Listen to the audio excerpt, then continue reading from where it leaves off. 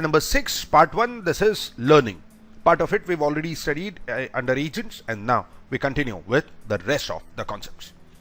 Now the first concept that we need to talk about is the learning agent. Now please understand, for all these theory based topics you will find the descriptive solutions, the descriptive answers in the study material provided to you. I'm just discussing the concept. Now what exactly is the structure of a learning agent? See, learning agent is not something new for you. We've already discussed this at length when we did intelligent agents. You can go through that, or maybe I'll continue here as well. Now what is a learning agent? We all know that agent is someone who represents a business process or can act on behalf of someone.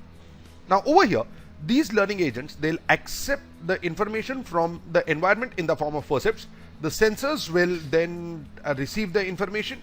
The performance element eventually has to decide what is the action that needs to be taken.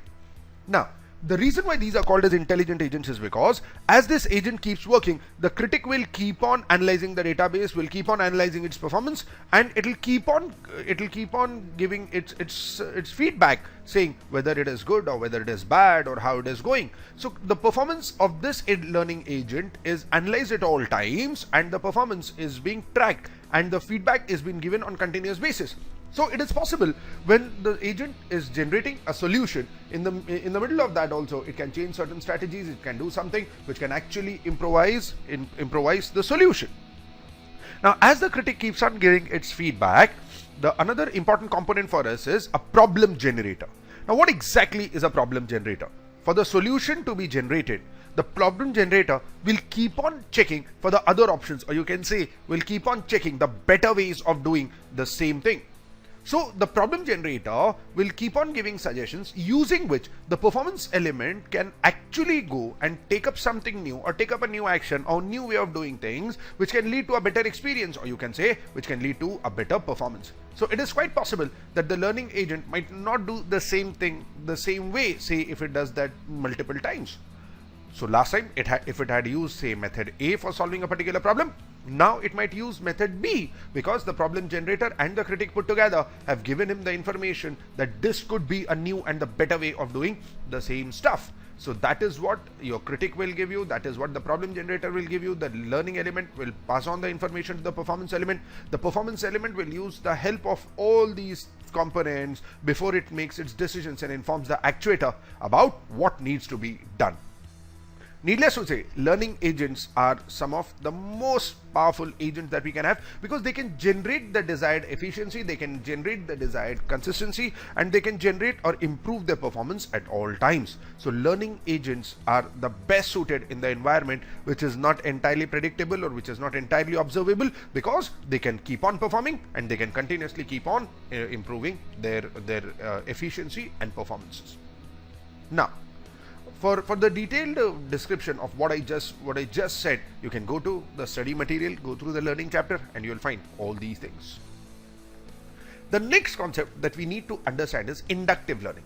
See, talking of inductive learning, a lot of times students tend to find this a bit difficult, because a lot of times the students tend to complicate it for themselves. It's not at all complicated. Let us understand what is inductive learning. Please understand this. Now first and foremost, understand the meaning and the difference between deductive reasoning and inductive reasoning. I guess this will solve your problem to a large extent. Deductive reasoning. Now look at an example that I've given you here. Now over here, suppose if I give you some facts. When I say facts, what it means is that there is no doubt whatsoever regarding whatever I'm telling you now. So the first fact is, I have a holiday every Sunday. And then I tell you that today is Sunday. Now in deductive reasoning, you can come to a conclusion saying that today I have a holiday. Now this is basically what you have deducted from the information given to you. And obviously if both these are facts, if both these are true, in that case the conclusion that you made has to be true. Later on we'll see that systems like expert system and stuff, they'll use deductive reasoning. They are coming to a conclusion looking at the facts given to you. Inductive reasoning, on the other hand, will work in a totally different fashion. What it will do is, it will collect all the evidences, and looking at all the evidences, it will put everything together and come to a hypothesis which might be true looking at the evidence that we have. obviously, moment I say that they are hypotheses, moment I say that there are some suggestions, I cannot be 100% sure that they are correct. So though I can design a hypothesis based on the evidence that I have, evidence always suggests things. They do not conclude things. So the hypothesis that I derive, they might be correct in some cases, they might not be correct in some cases. But you can say I can still come to some kind of a conclusion using inductive reasoning. Inductive reasoning is what is also called as inductive learning. I learn and accordingly I use induction. In simpler terms, induction is the discovery of rules from the data and deduction is application of the rules to come to a conclusion. Talking of inductive reasoning, please understand this. Our aim here is that we have some evidence available to you and we need to find a function, say h, which is the hypothesis, which can be made from the evidence available to us. That is what is the whole idea behind inductive reasoning. Now, talking of hypothesis, see, based on the evidence, coming to a confirmed conclusion is very difficult, but then we can always come to a hypothesis which can be a good approximation. You cannot take this hypothesis as a rule because this is what the evidences are suggesting. The moment I use the word suggesting, what it means is they are not conclusive. So you can use them as some kind of indicators in your reasoning, but you cannot take them as conclusion. Now over here, there are different ways of implementing inductive reasoning. Let's look at some examples. Now, as an example, suppose if I have plotted a graph which is x versus fx, where I have plotted the points which represent the data or which represents the evidence that I have. Now my job here is to come up with some kind of hypothesis on which I can fit most number of points that I have over here. Now I don't know how many points I will be able to put together, or maybe how many hypotheses will follow, say the maximum number of points over here. More the number of points that my hypothesis can follow, that means more evidences are suggesting something to me. Let us see the different ways of doing it. This is one way. Now over here, if I can come to a hypothesis wherein I can get a function which consists of linear segments. If you see, I have all straight lines available over here.